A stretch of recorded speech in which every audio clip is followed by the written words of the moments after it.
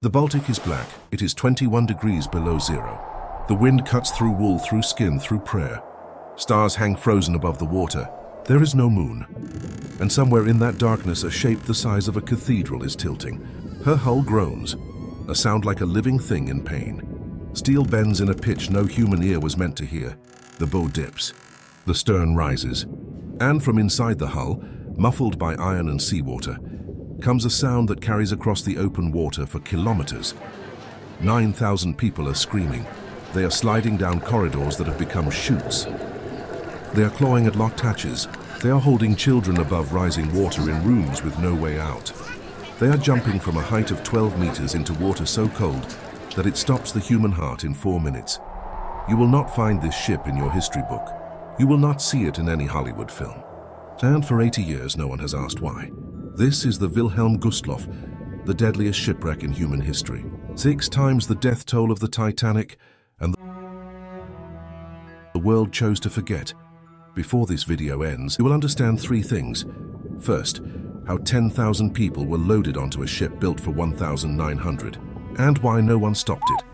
Second, how 3 torpedoes fired by a single Soviet submarine killed more people in 45 minutes than the Titanic killed in 3 hours.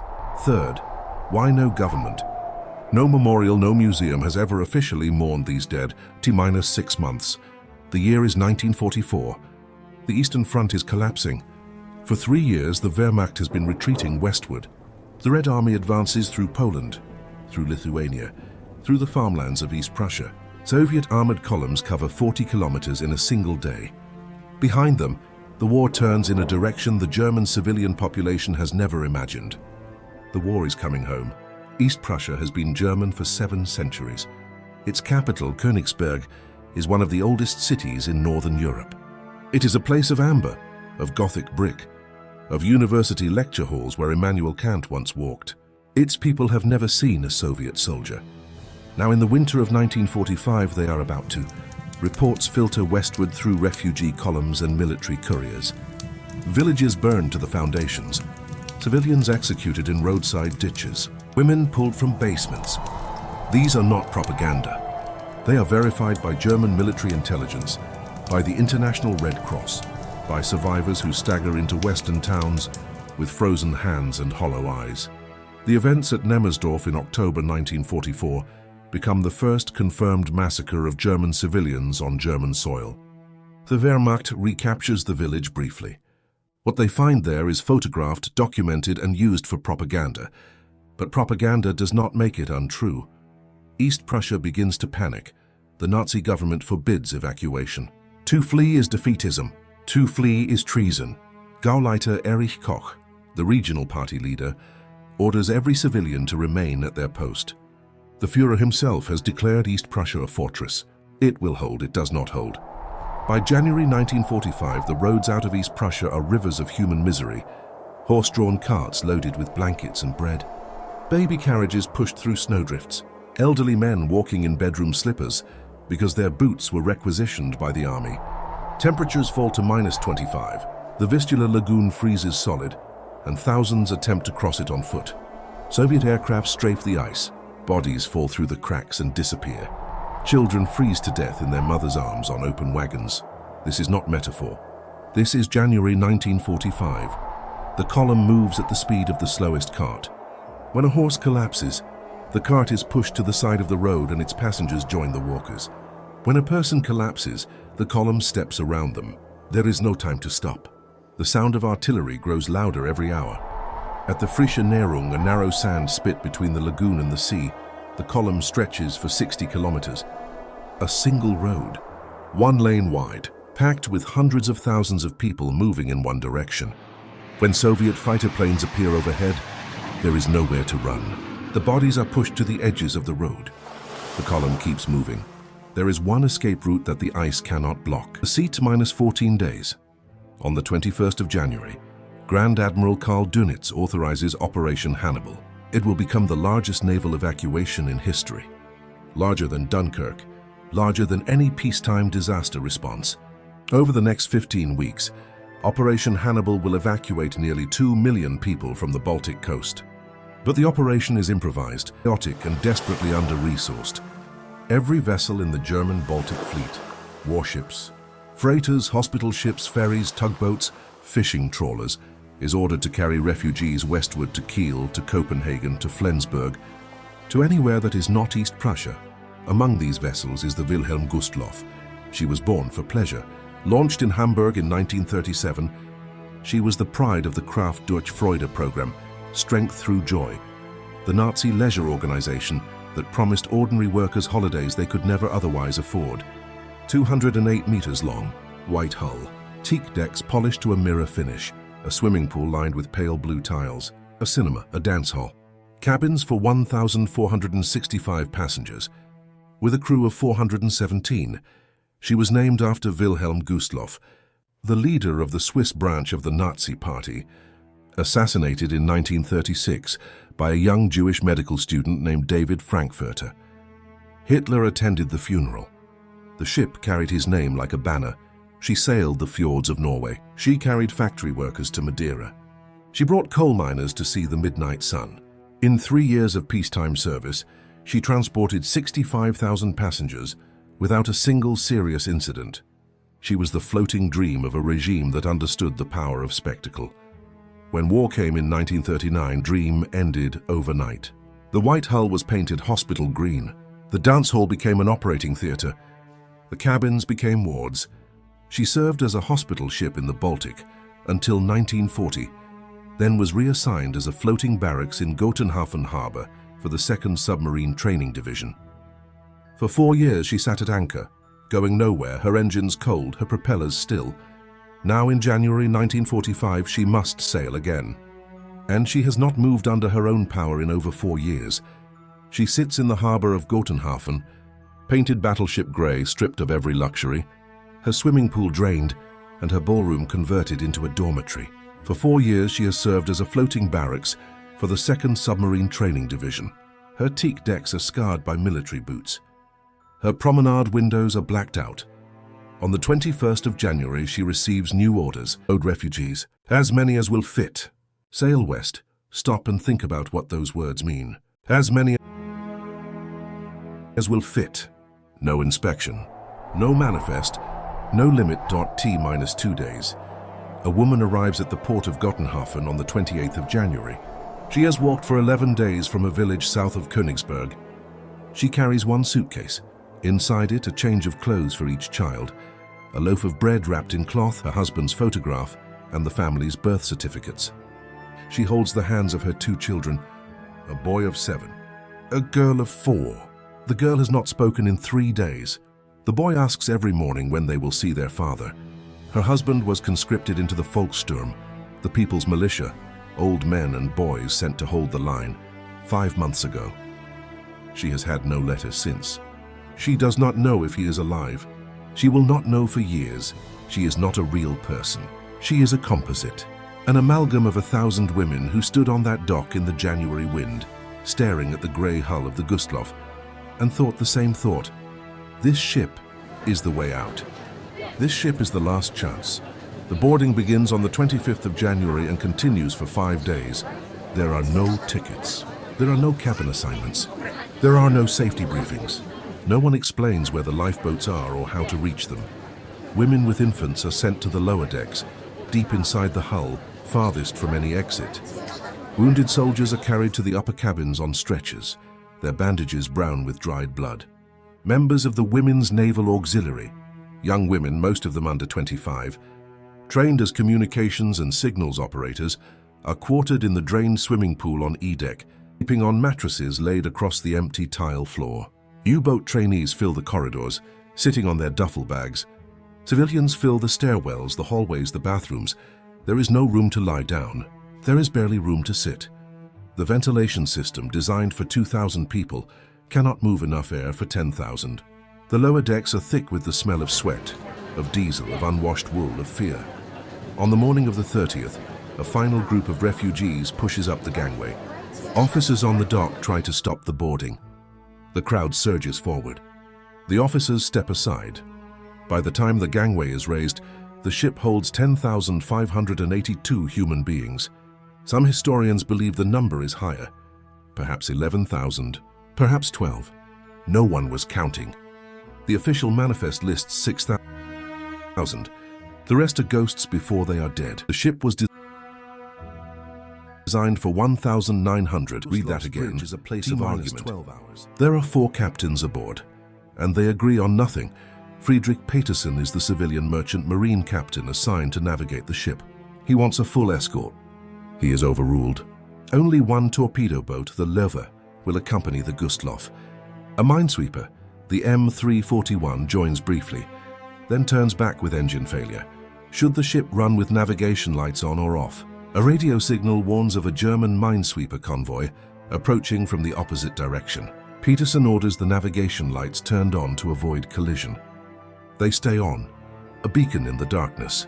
Should they take the shallow coastal route or the deep water channel? The deep water route is chosen. It is faster. It is also where the submarines hunt.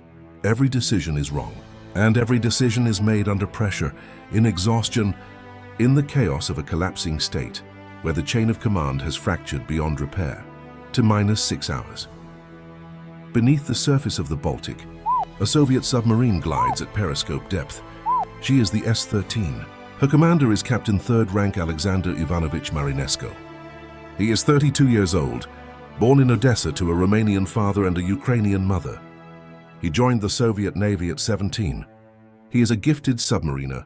His crew respects him, but his personal life is a disaster. He drinks heavily. He disappears for days. Over New Year's Eve, he vanished on a 2-day binge in the Finnish port of Turku, sleeping in the apartment of a Swedish woman while his submarine sat idle at the dock. His commanding officers have recommended a formal court-martial. Marinesco is a man with nothing left to lose. He needs a kill, a significant one, something large enough to erase his record and save his career, perhaps his life. The S-13 has been on patrol in the Baltic for 18 days, running submerged by day and surfacing at night to recharge batteries. The freezing water batters the pressure hull. Condensation drips from every pipe. The crew is exhausted. The food is running low. They have encountered nothing worth a torpedo until tonight, T-1 hour, at 8:15 in the evening.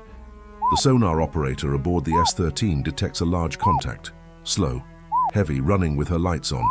Heading west through the deep water channel, Marinesco orders the submarine to surface. On the surface, the S-13 is faster. In the darkness, she is invisible against the black water. The submarine runs parallel to the target for over an hour, closing the distance, matching course. By 9 o'clock, Marinesco has his firing solution. He inscribes the 3 torpedoes with dedications. The first for the motherland, the second for the Soviet people, the third for Leningrad. A 4th torpedo is loaded but jams in the tube. It must be disarmed by hand. The crew works in silence. 3 will be enough. It-0. At 9:16 on the evening of January 30th, 1945, 3 torpedoes strike the port side of the Wilhelm Gustloff. The first hits the bow below the waterline. A deep concussive shock rolls through the hull. The second hits amidships, directly beneath the drained swimming pool on E-deck, the compartment where hundreds of young women of the Naval Auxiliary are sleeping. The blast kills most of them instantly. The third hits the engine room. The engines stop. The generators fail. The lights die. The ship goes dark. In the corridors below decks, 10,000 people understand at once that they are in the worst place on Earth. The Baltic Sea, 1 degree above freezing, floods through ruptured hull plates at a rate no bilge pump can match. In the lowest compartments, the water rises to the ceiling in less than 90 seconds. Hundreds drown in sealed rooms in total darkness, with no warning and no exit. In the stairwells, the stampede begins. Every human being on the lower decks is trying to reach the upper decks simultaneously. The corridors are 2 meters wide. The staircases are designed for 200 passengers, moving in orderly fashion. 10,000 are not orderly. People are crushed against walls, trampled underfoot. Children are ripped from their parents' hands by the force of the crowd. A woman falls on staircase 3, and the bodies pile on top of her until the staircase is blocked entirely. Those behind turn around and search for another way up. There is no other way up. The screaming in the corridors is so loud that it drowns out the sound of the ship breaking apart. On the upper decks, the scene is no better. The promenade deck is a wall of bodies pressing toward the railing.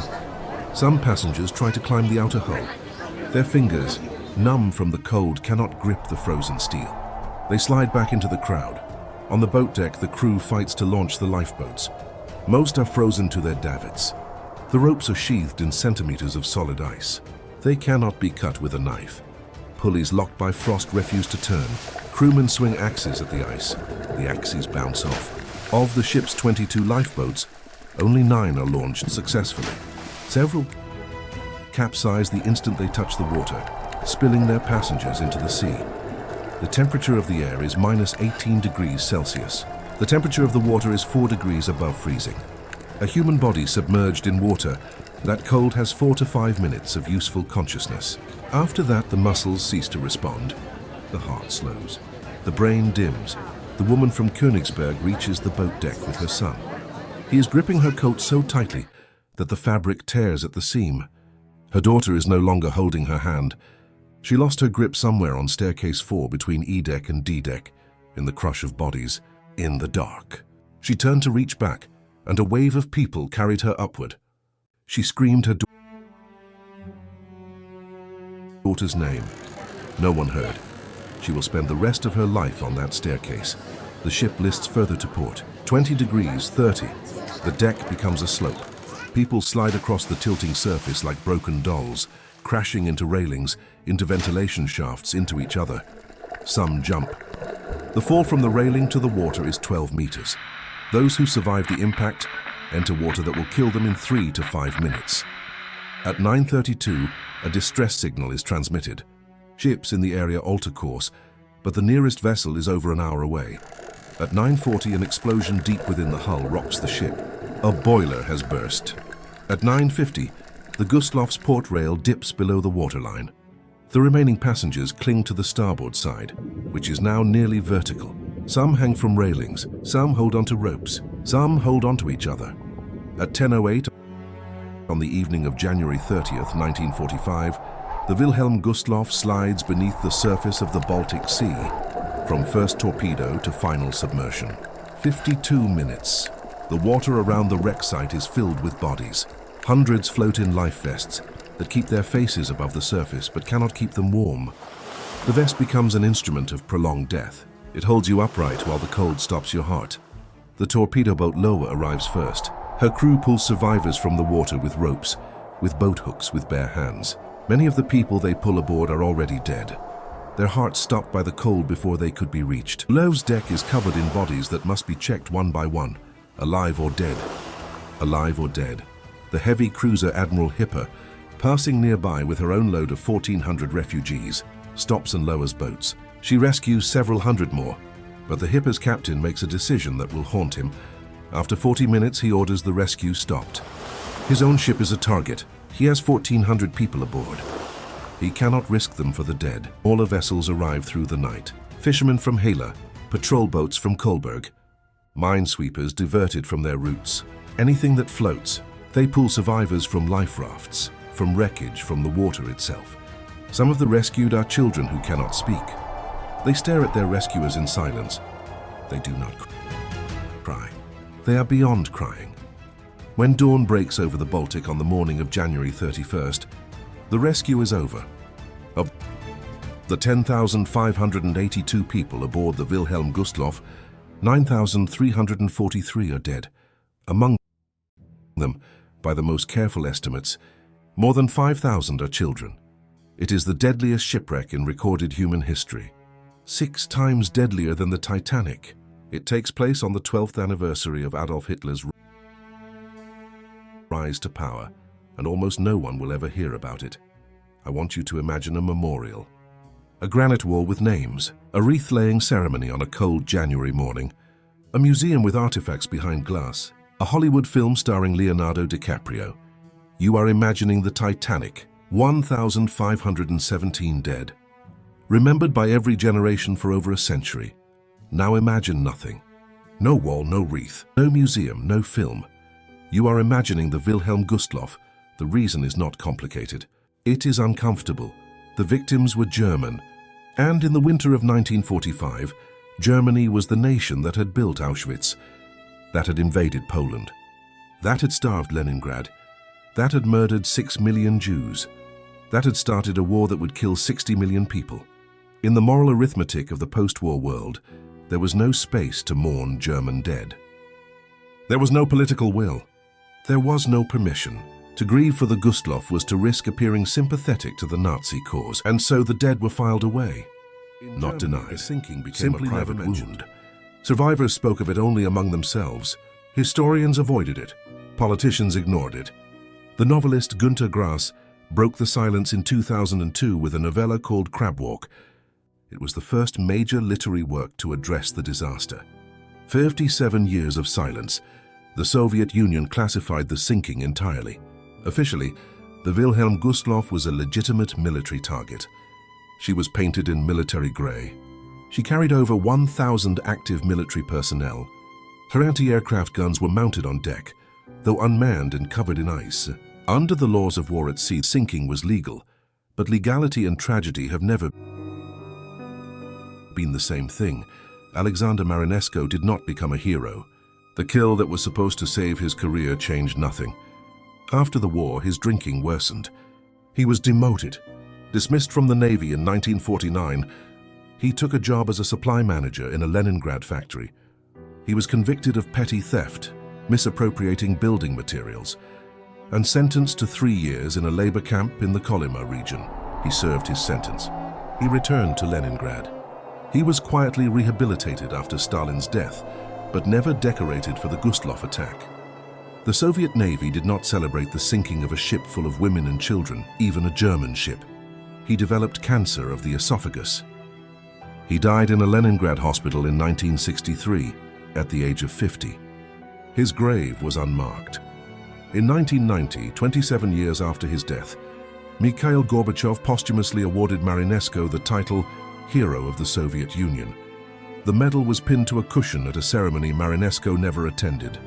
The hunter and the hunted, both forgotten by the nations that used them. The wreck of the Wilhelm Gustloff lies in 45 meters of water, 12 nautical miles off the Polish coast, near the town of Leber. She rests on her port side, the side the torpedoes struck. The hull is slowly collapsing under its own weight and the pressure of 80 years of corrosion. Marine growth covers the superstructure. Fish swim through the ballroom. Sand fills the drained swimming pool, where hundreds of young women slept on the night of January 30th. She is designated a protected war grave by the Polish government. Diving is restricted. Salvage is prohibited. Occasional expeditions photograph the wreck from submersibles. In the photographs, the portholes stare outward like blind eyes. No country has claimed her. No country maintains her. No country holds a ceremony at the site where 9,343 people died. The woman from Königsberg was pulled from the water by the crew of the Löwe. Her son was with her. They both survived. She never found her daughter. She never returned to East Prussia. Königsberg became Kaliningrad. Her village was given a Russian name. The house she grew up in no longer exists. She is not real, but she was real 10,000 times over. Today, in the Mediterranean Sea and the South China Sea, in the waters between Libya and Lampedusa, people board overloaded vessels in the dark. They pay everything they own for a space on the deck. They carry their children on their backs. They do not know the name of the captain. They do not know if the boat will reach the other side. In 2014, a fishing trawler carrying over 500 migrants capsized off the Italian island of Lampedusa. In 2015, the body of a 3-year-old boy washed up on a Turkish beach. In 2023, a vessel carrying 700 people sank off the coast of Greece. The pattern repeats: overloaded, under-equipped, ignored until the bodies appear. The Gustloff is not ancient history. The Gustloff is the template. Every overloaded migrant boat in the 21st century carries the same arithmetic. Too many people, not enough hull, not enough lifeboats, and the absolute certainty that the sea does not negotiate. The Gustloff was larger. The Gustloff was steel. The Gustloff had a crew and a captain and an escort vessel. And still 9,000 people died. The lesson of the Gustloff is the oldest lesson of the water. That cold does not read passports. That waves do not choose sides. That a ship filled beyond its capacity is not a ship at all. It is a coffin, floating, eating.